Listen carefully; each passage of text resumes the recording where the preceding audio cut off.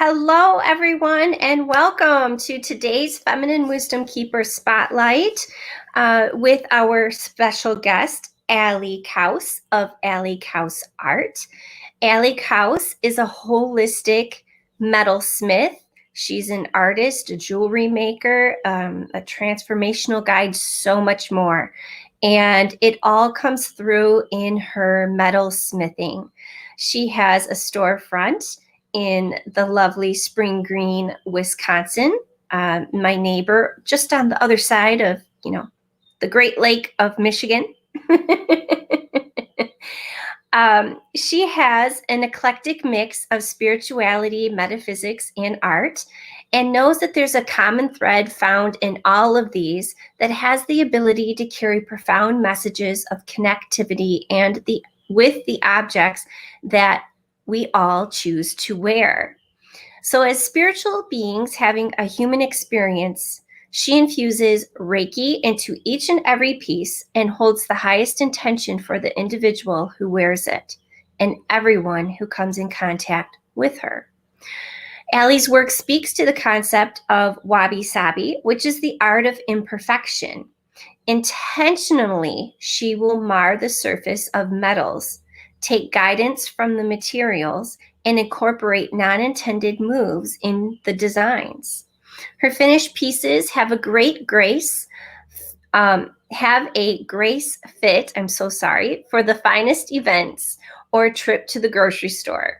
Her work infuses the everyday love warrior, the woman or man who is here to raise the consciousness of the planet by living true to her authentic self. Her clients are visionaries, leaders, profound agents of change, and they are also individuals who see the ability that jewelry has to communicate all of this in a non-threatening and non-verbal manner.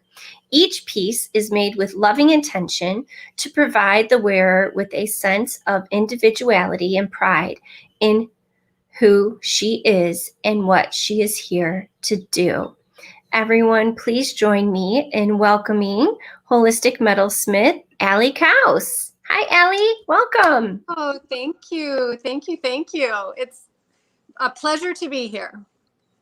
Yay. Well, I am so glad.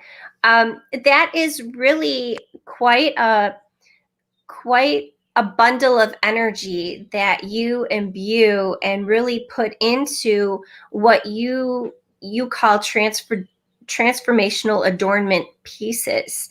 So welcome, and tell us a little bit in your own words now about your store, your shop, you as a practitioner, and how you help others. And then we will get into the topic of our discussion today. And before you chime in, I just want to welcome our viewers today and just remind you that we are using StreamYard to go live. So please, we welcome your comments. We would love for you to let us know your name and where you're joining us from. So thank you, Allie. Yeah, thank you. It's always fun and big to hear someone read what I've written about what I do and hope to do, continue to do for others. I think the easiest way for me to start explaining what I do is by jumping back to when I went to Arizona State, is where I got my degree in metalsmithing with an emphasis in jewelry. For me, when I was young, I didn't know that I wanted to be an artist. It was kind of a process of elimination. That's kind of how I've worked up until a couple years ago when I sort of shifted and became more conscious and aware of what I wanted, and then, made effort and decisions to go down a direct path.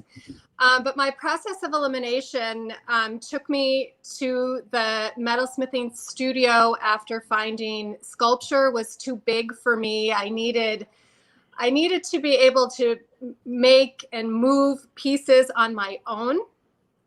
So as much as I loved sculpture and the concepts behind putting shapes and concepts together, it was just too large. So when I found the jewelry studio, it really felt like coming home to me, because I also have always been very drawn to adornment.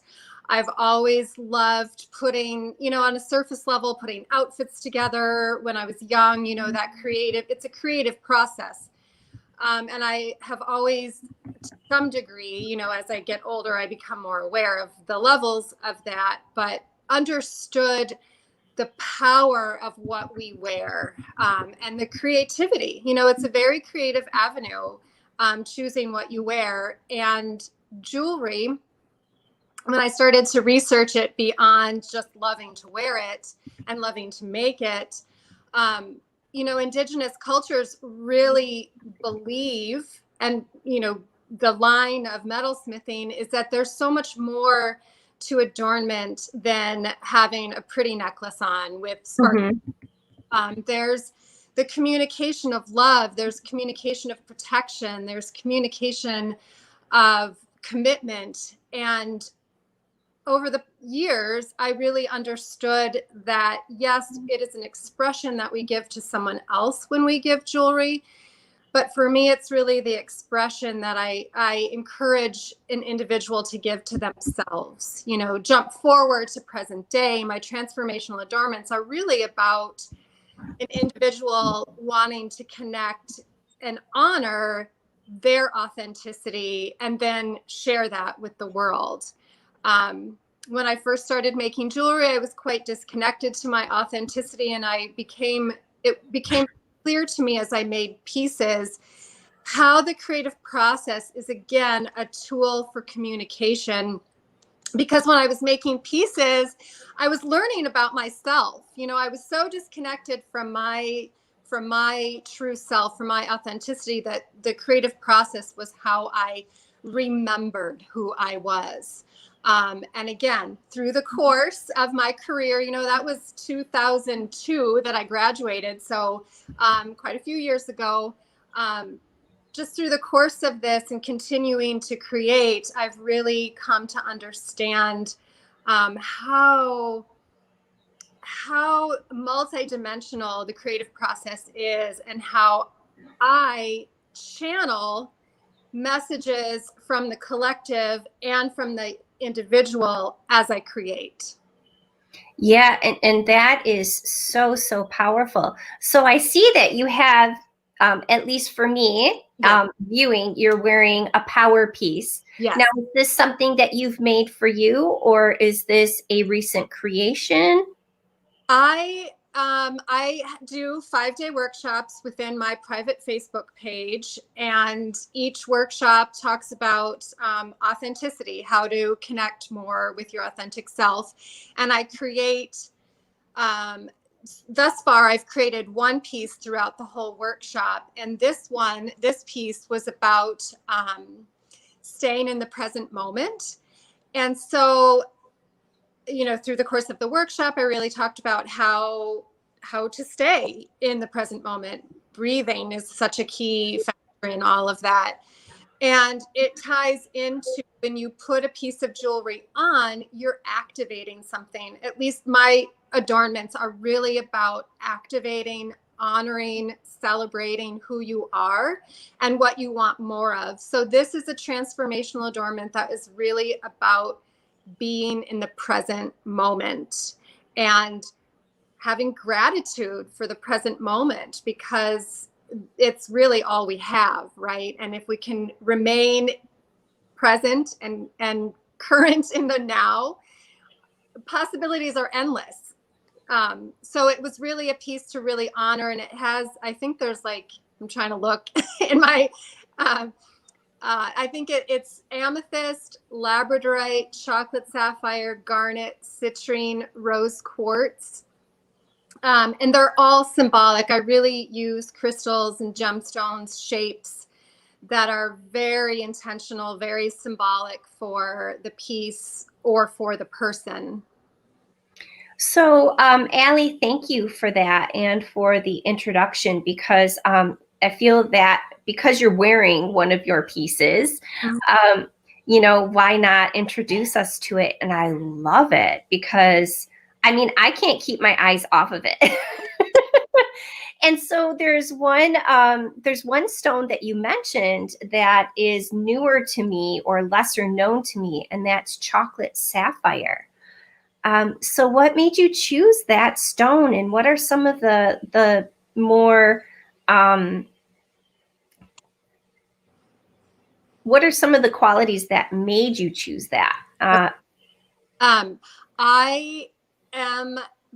was born in September, so my birthstone is sapphire. And over the course of the years, when I was a child, I think I got jewelry with sapphires in it. You know, sometimes we go in waves of what comes into our world and what we want in our world. Mm-hmm. And at the beginning of my career as a jewelry artist, I really did not desire. My concept was about using non-traditional items and seeing the beauty in. I used animal teeth. I used really shells, things like that, things that you wouldn't, very on the opposite end of the spectrum of a sapphire. And this is a long-winded answer, but recently, as I've really started to honor and more fully connect with my authenticity, which I think we're all on a path of connecting more and more deeply with ourselves, I reconnected with sapphire. And I reconnected with sapphire as an affirmation of my self-worth, because I intentionally was against using gemstones, but it also paralleled very much with how I was feeling about myself. So it was a very conceptual decision, but underlying that decision was a real lack of self-esteem. And I've been doing a ton of work on that. And so when I created this piece, and I rewind, I had made a piece specifically for myself using a blue sapphire. Mm-hmm. And sapphire is all about wisdom, wisdom of the self. It is a very strong commitment stone. It has a lot of love associated with it, but wisdom, your wisdom, our own wisdom, is what I think of when I think of sapphire, and tapping into that and acknowledging it and embracing it. And chocolate sapphire, actually, a lot of these stones, and kind of what I believe, one of my concepts is that we have all the tools that we need. They're just waiting. All you have to do is kind of like, and be like, oh yeah, I've got that right in my closet. So part of this piece was using what I had already in my studio. So I had chocolate sapphires, and the brown, to me, there's something really rich and grounding in this color, the chocolate sapphire. And I have a boatload of air in my astrological chart. So I have to work on staying grounded. Mm-hmm. Constant effort on my part. So the chocolate, kind of working with the root chakra, was really important to me. So that was an important part of that gemstone that called to me to use it in this piece, because in order to stay in the here and now, one has to be grounded. Yeah.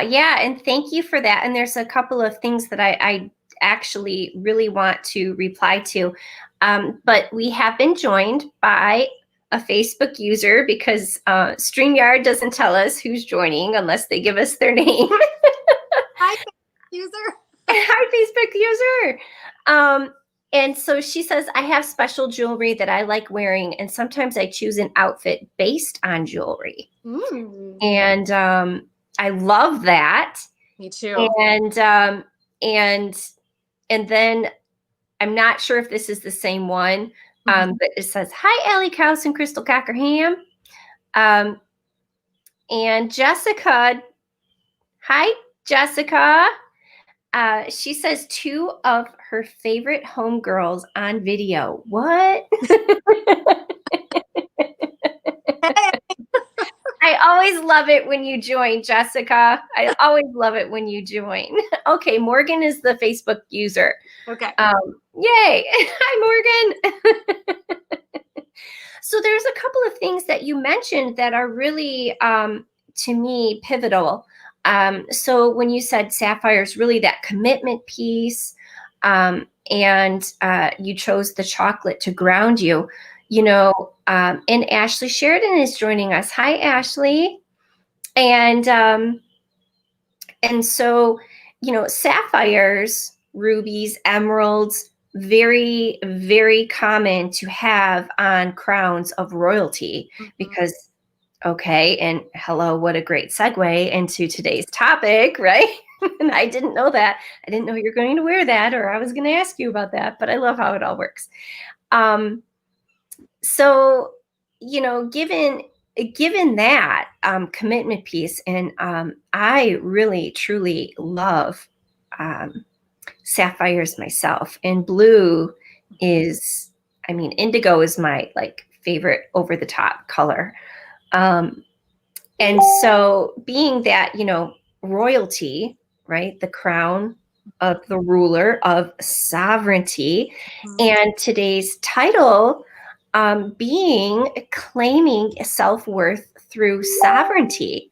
So I know when we chatted about the potential of your coming on to do this beautiful spotlight, we were kind of talking about what you do and your journey of the feminine wisdom that you could share, and you've already left beautiful pebbles in your introduction. But tell us about how it was, our viewers, how it was we landed on that title, as what you've had to overcome, excuse me, to be the you, joining me today. Sure. Yeah. And this is a big subject. So I'm going to try and condense it down into a palatable discussion. You know, to be totally blunt, I had dealt with eating disorders for more than half of my life, which leads to a huge, uh, a huge or a very deep hole to work out of to gain sovereignty, to claim self worth. And I was in a marriage that did not honor that work. So I had to keep it very private. I was not able to share it. So I do feel like it prolonged it to some degree. I did carve my way out of that, and that is something I am so proud of. You know, it's been years. I have a very healthy relationship with food. I still catch myself, unfortunately, as I think a lot of women do, feeling like I'm not good enough, or even though I'm very thin, there are times when I catch myself looking and, commenting negatively. But for the most part, I feel like I have really claimed my sovereignty through that self worth. And when I was thinking about sovereignty, that's a word that I have not used until very recently. And when I do a lot of internal work, when I go into my authenticity, my true self, I realize I have quite a bit of royalty in my bag, from past lives. It's the energy. I feel like a lot of women do. We are royal. Claiming self-worth and claiming sovereignty is stating that you are a queen or a goddess, whatever word whatever word, fill in the blank. Yeah. um and I think that this society doesn't help us out very much with self-worth. There's constant commentary about what we should or shouldn't do or say. And I know as a young girl, I was a lot. I had a big personality, and I can pinpoint at a very young age when I really started to use food as a way to feel in control and cover up emotions that were very uncomfortable because I did not have a way to express them. And, fast forward to finding the metalsmithing, that's how I became able to find those emotions, find that girl, find that woman essentially through that creative process. And so, I really learned how to claim my self-worth out of my becoming an artist, claiming my creative process as my sole purpose in life.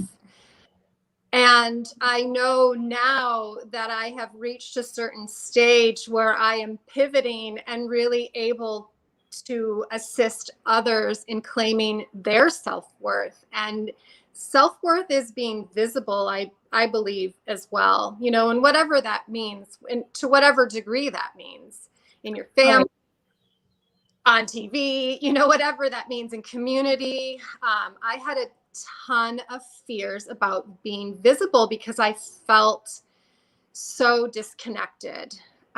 Yeah, and as practitioners, and you know what we do with and for people, as a leader, really embodying that leadership role within yourself is embracing the visibility factor and owning your worth on a completely different level. Right. Yeah. You know, when I sovereignty too. So I really love watching The Crown on Netflix, and it's about Queen Elizabeth. I love the historical nature of it, and anytime I watch something with a female lead, I always feel like there's parts that I can learn about myself through that. And not to segue too much into that show, but just she is a queen, right? She is sovereign. She uses the word sovereign all the time in that show. And it just shows how much she's an island. And that can be a pretty lonely place, which I think is part of why there's fear around claiming our sovereignty, because it means some things have to fall away. It means we are taking responsibility for who we have in our life, what we have in our life. And that's a lot of work, actually, to get to a point where you can then be like, nope, yes, nope. You know, like there's a huge transition that happens when you claim that you're worthy. Absolutely. And you know, just like with anything else, there's different levels. So thank you so much for sharing that. I know that, you know, there's a lot of intimate details in there that are really beautiful, beautiful nuggets for our viewers to take away. And the fact that you are a business owner and all of your real world successes, in addition to your personal successes, really give hope for those who are on that path. So thank you so much for sharing that. And somebody in the comments, a Facebook user, I don't know if it's Morgan or Ashley, says, own your worth. And it could be somebody else. I don't know. That's the one downfall of StreamYard, is that, you know, I don't think that they make it obvious enough for people to say, yes, use my name. So yeah, thank you so much for that. And it's so, so powerful because the control issues are super, super, they always stem or seem to stem from childhood and carry over from other lifetimes, or you know, other people in your family. And there's all this outside going in and inside going out, you know, all the uncontrollable. So what can I control? And, you know, it always starts off, whether you're consciously starting it off that way or not. And I know that it's really big. And so that self-worth piece really, really teaches you to love yourself, right? And then you bring in the sovereignty, and you're not just loving the shiny parts of yourself and all of the accolades that you have gained for yourself, but you're loving all the pieces of you, the pieces you haven't shown a light on yet, the pieces you haven't looked at yet. And when you're in those pieces that aren't so shiny, you're loving yourself through it anyways. Yeah. So I don't know if you are familiar with the term wabi sabi, but that was in my bio that you read. And it's a Japanese term, and it's the art of imperfection. And again, back at art school, when I heard that term, it was like a weighted blanket was taken off of me, because part of being so comfortable, and part of how I connected with eating disorders, that being my way to control things, or try to control or feel in control, was the intense feel of needing to be perfect. But what is perfect? We're all perfect. We're born perfect. Everyone's perfect. And the term wabi sabi, was being the art of imperfection, allowed me to see that scars are beautiful. They're evidence of life, and how that transitions to my work when I mar the metal, or I use something that's, I have the same tools for the last 20 years, and there's dents in the steel blocks that I use that then transfer to texture to the piece. And to me, that's evidence that I'm a human making this piece of jewelry. It's Right. me. And again, the Japanese term was about like a vase. I think it was really around ceramics. But if there's a crack, it's the love. It's the sign that the piece has been so loved that it's cracked. And the crack, jumping to Leonard Cohen, is where the light gets in. It's like it's all beautiful. And one thing I comment a lot about is, when I look at my hands and I see wrinkles, I'm like, oh my gosh, I'm wrinkly. But then I look at a tree and I see the bark on it, and I think, oh my gosh, this is so gorgeous. And how we can be so critical of the same, essentially the same markings, in a leaf or my forehead. It's like, why not embrace that as part of our beauty? Because it's evidence of who we are and where we've been. Right. And so the wabi sabi, if I remember correctly, they fill the cracks, or they put the broken pieces back together, and they fill it with gold. That is a different process. So that is an process. The wabi sabi is just the act of noticing the imperfection and loving the imperfection. Got it. I want to Thank you. boo, or don't quote me on that, but there's another name for that, for filling the cracks with gold. Yeah. Yeah, when you were mentioning it, that was the picture that kept coming in for me as you were speaking. But no, I love it. Yeah. And I think that a lot, you see that carrying through, as I really want to shy away from trend. But like in home decor, like you build a new house, you don't want everything super perfect and shiny, because then it feels sterile and unused or unloved. And so the whole point of putting some older pieces in there is to bring in that loving energy, and that usability, the welcomeness of it. Right. So thank you for that. Yeah, no, I love that. And I think that is a theme in the air, because last night, while I was in a circle with some ladies, one of the ladies checked in around, and it was the need of being perfect, or letting go of the need of being perfect. And that really is a recovering perfectionist, like, once you're on that recovery path, you're on it for a long haul, right?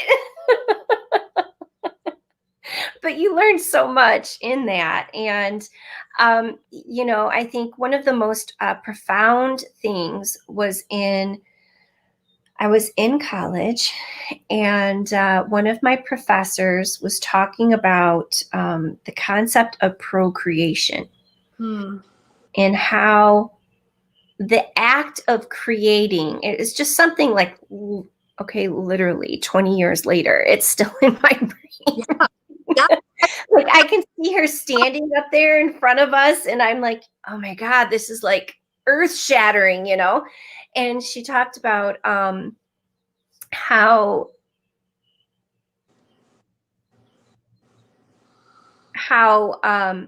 it was a compliment during the Renaissance era in England, right? Because they had their Renaissance at a different time than the Italian Renaissance. But in literature, they would copy each other as a means of flattery, but they use it to carry on the conversation. And that's what led to this whole procreation piece. And so what she had mentioned was that there is no pure, totally brand new, fresh, crisp concept, because we are all always influenced by everything in our life all the time. But what makes it our own unique creation is when we allow that creative influence and our own interpretation to put that stamp on it. And that led into this whole thing then about how perfection and perfectness, it does not exist in the human world. Like, there is nothing perfect. Our idea of perfect is really that it's imperfect, and we love it anyways because it's a feeling that is invoked within us that really leads to that, that beauty way, so to speak, of living.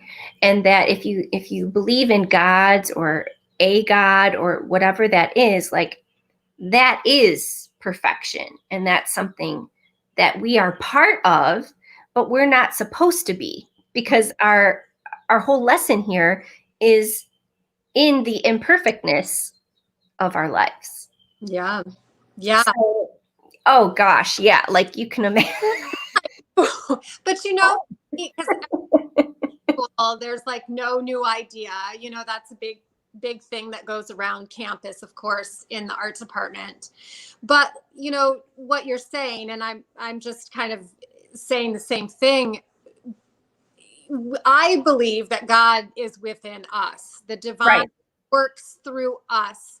And so that works through our filter. And then you're right, like the same concept, you have a class and it comes out as many different ways as there are people. And each one is perfect because it's created by someone and they're connecting to what's inside of them and expressing it outward, whatever medium that is for someone. Yeah, it's spot on. Spot on. And that's, I mean, you couldn't have said it more perfectly. Perfection one more time, and like how, what I was getting from when you were talking about perfection, for me, that sense of perfection was like a continuous clamp down of who I really was. It was like, it almost like it was shoving me into almost non-existence in a way. And then to open that up is another series of continuously taking responsibility for thoughts and actions to allow, that unfurling, kind of like that lotus, to come up out of those murky waters. So it's a big deal. It's a big deal to honor your imperfection as perfection. Because again, the society right now doesn't really help, in patriarchal society doesn't. Exactly. Yeah. So we're joined by our dear friend, Stephanie. Hi. Stephanie King-Lueder. Hello, Stephanie. Thank you for joining.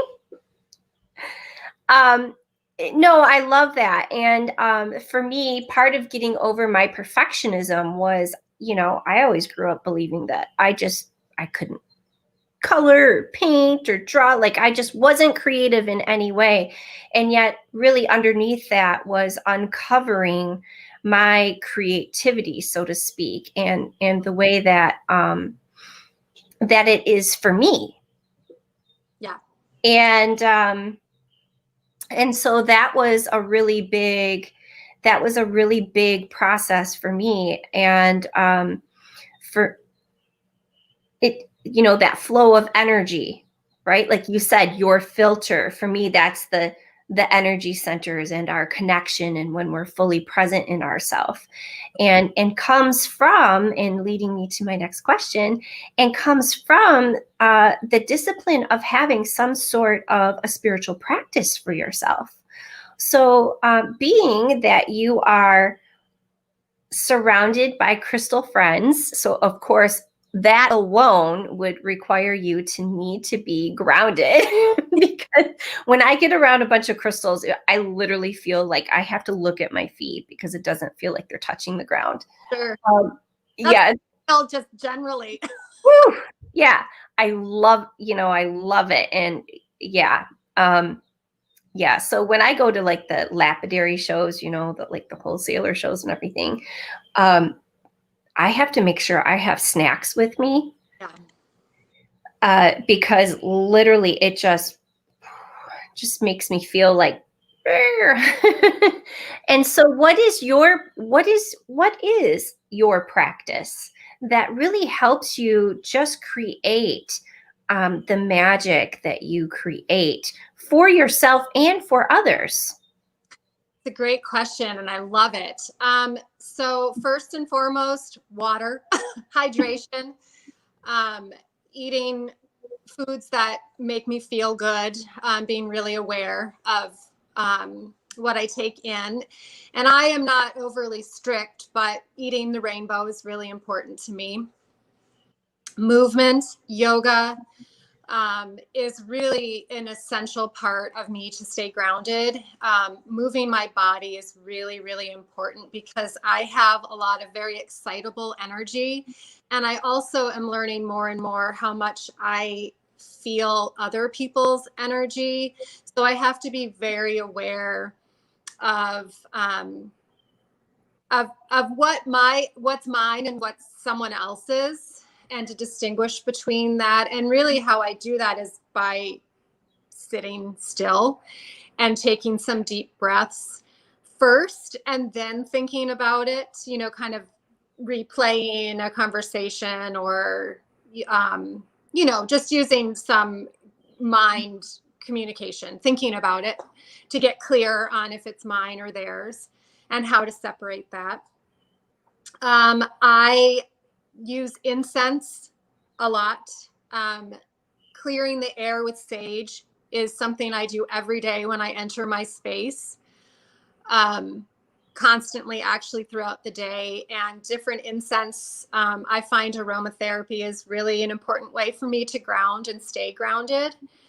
And just recently, speaking of Stephanie, I received my Reiki certification, which helps me, I think, bring all the more mindfulness into setting intentions for a piece. I've been doing this for so long that sometimes I don't stop and think about what I'm doing, so to speak. Mm-hmm.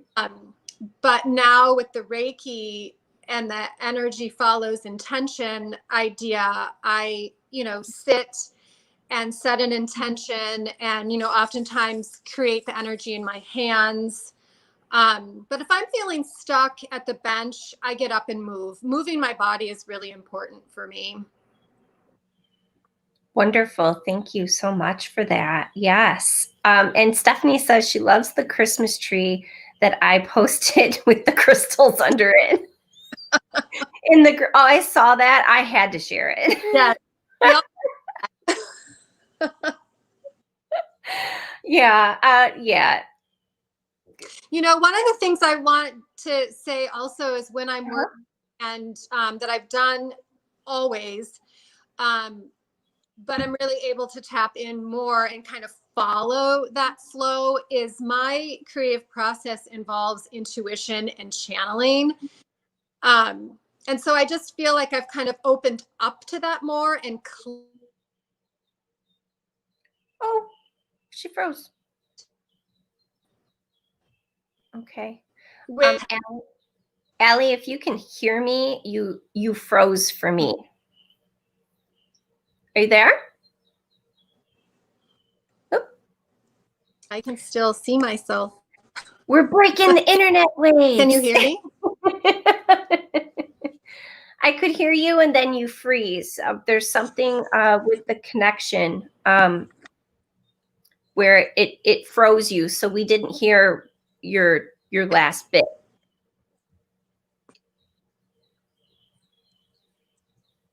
Am I? Oop. I see that you moved. And yeah, you're frozen. Oh, because I really want to hear what you just said.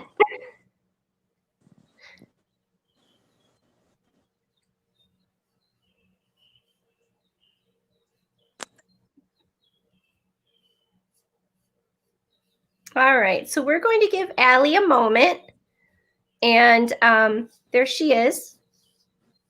And so I just kind of want to take a moment. We have a YouTube comment, such a powerful statement. Our honor imperfection as perfection. Yes, it really, really is. There you are. Oop, and she's gone. Oh, there I am. I keep getting excited and then you disappear. Okay, so I moved locations I don't know why all of a sudden that would do that, but we must be having a breakthrough of some kind. Right? Somebody is. It's good stuff when the technology glitches like that, I think. So would you be able to repeat what you were just sharing about opening up more to your intuition?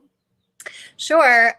So I've always had a unique creative process, and that it has involved intuition, which means that I'll get nudges from the materials. I'll get nudges, my bench, I could show you, is usually full of random bits and pieces from other projects. So they will sometimes say, I want to be there, and I follow that. Like, that is part of my intuitive practice. And channeling messages as I'm working, because I get into a flow, I get into that state where I'm really able to tap into a higher consciousness, because I have to be very aware of what I'm doing, but it can be quite methodical at times, so that I'm really opening up to a higher consciousness and receive messages. If I'm doing a transformational adornment for someone, it'll come through for them or for the collective, which can also be a message for myself, right? But I lean into that all the more, especially doing the transformational adornments, because there's a questionnaire that comes with that. So I get even more about the person, and they're sharing and opening up their energetic field. So it allows me to tap in all the more to them. Yeah, and I'm so glad that you mentioned you have a questionnaire, because I was going to ask you about the process that someone would go through in order to have a transformational adornment piece crafted by you for them. And what are some of the common self-worth pieces that really come through? Because the transformational adornment piece, it takes something for somebody to come to you and say, I'm ready for this, but then to go through the process and to bring it to that stage to where they're receiving the piece is a transformation all into itself. So could you speak to that for us? Yeah, absolutely. So of the common thread is alignment and aligning to true self. That seems to be the common response to what someone wants a transformational adornment for. They want to step into their power. They want to own their power. They want something that when they put that on, they're activating. And in a way, I do think that it gives, investing in yourself is an act of self-worth, because it's an investment. There's an energetic exchange involving money, and to do that for yourself is a big statement about how you feel about your path and about who you are. And I really believe that when someone does that, and especially with me or someone who's doing something like what I'm doing, there's an alchemical process. So whether or not the individual writes down what their conditioned self is, just by requesting a piece to be made to align them to their most authentic self, or to make them, bring about more health, is already working on an alchemical in an alchemical way to clear those dense energies. Mm-hmm. And I know, because it's been my path with the creative process, that I've cleared my own conditioned self, that it's allowing me to do that for others, right? That's that shift Mm-hmm. that we're talking about, because that's like the crux of my work, is about owning our individual power, empowerment, not like power over, but power from within, or power within. Yeah, I hope that answers your question. I feel like I, I went off on a tangent there. No, it absolutely did. And so, is there a time frame that it takes for a piece? And I'm sure that that varies based on the details involved, because one thing that I really loved in our pre-conversation was learning that you also make your own chains. You do every piece of the jewelry yourself, the Yeah, chain links and everything. And that is just amazing. Like, I am in awe of the awesomeness that is.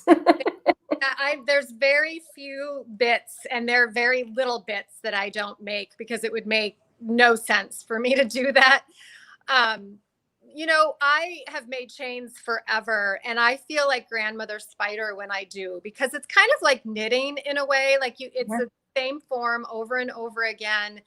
And it's an active meditation, actually, because it's grounding me. I'm sitting, but I'm also, again, tapped into something higher. But yes, I make everything by hand from start to finish, minus those little bits, right? So the process is up to 3 months. It I with intake and just really connecting energetically to the individual. And I feel like it's not, someone mentioned to me the other day when I was at the hardware store, and she commented on my ring, and she knew who I was from, because we're across the street. I can see the hardware store over there. And I was giving her my elevator speech, right? And she said something about retail therapy. And I thought, no, but what a great segue, right? Like, Yeah. is Yeah. a type of therapy. This is, I mean, I've done retail therapy. I know what that means. It's filling a gap with something immediate. It's Right. not something you totally need, or maybe even really like, um, that you're using to sidestep something, right? Some heavy emotion, something that's going on in your life. But for me, I don't want it to be immediate. Now, if you tell me you need something sooner than that, I work really hard to make that happen. But typically it's about up to 3 months, because I really want to connect. I really want to feel. And I want the person to feel too. I want the person to feel held. I really want to hold space for someone. This is special. Like, having Yeah. made for you is a really big deal. Yeah, it really is. Yeah, I call them, they go by different names for me. Medicine items, sacred items, power items, right? Symbols of power for yourself. And they are very personal. Mm-hmm. And so really, for the person commissioning something, there is the act of surrendering Mm-hmm. and trusting what comes through based on what you have communicated, that not only do you desire, but your needs of what has been coming through for you, Right. as well. And so that it's super, super powerful. And so, Allie, you have some jewelry lines out there. So tell us about this very, very special school, who actually, you create and design a jewelry line specifically for them, and it's exclusive to them. Is that correct? It is exclusive to them. So this is Taliesin. So if anyone knows, Frank Lloyd Wright is a fairly well-known architect. He's no longer living, but this year the school actually closed, but he has homes everywhere, like across the globe. But this was where he had a school, and he lived in the winter. And then Scottsdale, Arizona, which funny enough is where I grew up, is where he spent winters. But Taliesin contacted me, I want to say it was a year and a half ago, to create an exclusive line for their gift shop. And they were actually asking just for work in general, but I got this nudge that I was supposed to go to the grounds and create a line exclusively for them based on his architecture. Because if you know of Frank Lloyd Wright, he has a very specific style. He has a very specific outlook on architecture and how it plays with the landscape. It's just beautiful. It's very geometric, which is so anti what I'm normally do. So it was a really great push for me it was a challenge. But it's kind of, it was kind of happening at the same time that I was naming transformational adornments as well. I've done transformational adornments my whole career, but I just didn't know that I was doing it. Right. So to go to the grounds and be inspired by him and feel his energy and his architecture and his vision, and then to create a line for it was really expansive for me. And yeah, I've done 2 major lines for them in the last year and a half. How exciting. Yay. Yeah. Congratulations. Thank you. And so at the beginning, you had mentioned that you do a 5-day workshop, and everybody who's watching this knows that I do a 5-day workshop too. So when your next 5-day workshop begins, when? It begins December 7th. And for all of those who are listening and love you, Crystal, you will be speaking December 8th, which is very exciting. And it will go for actually 9 days. And I have 7 speakers lined up. So we're really going to dig deep. And I am going to create pieces that I am calling healing tonics. So I'm really going to put some stones and crystals and shapes together to really support us during this huge time of transformation. I feel as humans, we're always being asked to transform and change, but I really think that, my ideal client is someone who is harnessing that for themselves, leaning into that change and transformation and whatever that means to the individual. And so these pieces will be support pieces with crystals.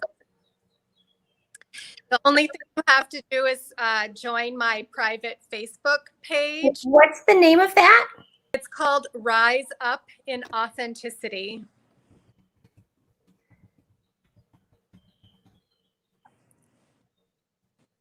Okay. So I'm putting in the chat. December 7th begins Allie's 5-day workshop in her Facebook group, Rise Up in Authenticity. And so you are welcome to put the link to your Facebook group in the comments, but this kind of gets it out there so that at least something's there for now until you can do that. Yeah. Yeah. So that's, I remember I tuned into the first one you did, and the first one you did was a cuff. Yes. And I meant to wear it today, and it's sitting on my bathroom. But I'll tell you what, that was, I over the course of the years don't and haven't made pieces specifically for myself. Lots of pieces that I have are things that may have been an oops or, just sort of made it into my collection. But that first workshop, I made a transformational adornment for myself around working through vulnerability to visibility, to being visible. Vulnerability, wait, how did I word it? Visibility through vulnerability. And that was in June. And I'll tell you what, it has brought so much visibility to my life. And I know I stand by the work that I do because I know firsthand what happens when you have something created for you, even if it's me creating for me. It's just, you set an intention. Yeah. And so that piece was again using a collection of stones that were really chosen to support me on this path. Lovely. Thank you so much. Stephanie said she had to drop off because she's doing a training today. So thank you for joining us, Stephanie. And Allie, thank you. Thank you for joining me today to do the spotlight and really just sharing your wisdom and your beauty and your gifts with all of us. Is there one last piece that you would like to leave the viewers with that maybe you were hoping that I would ask a question that would lead you to sharing or anything of the like?